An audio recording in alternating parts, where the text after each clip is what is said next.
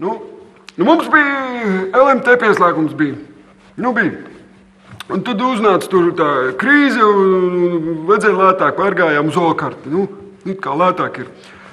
Un tad šie sāk skatīties tos jauniešus. Jā.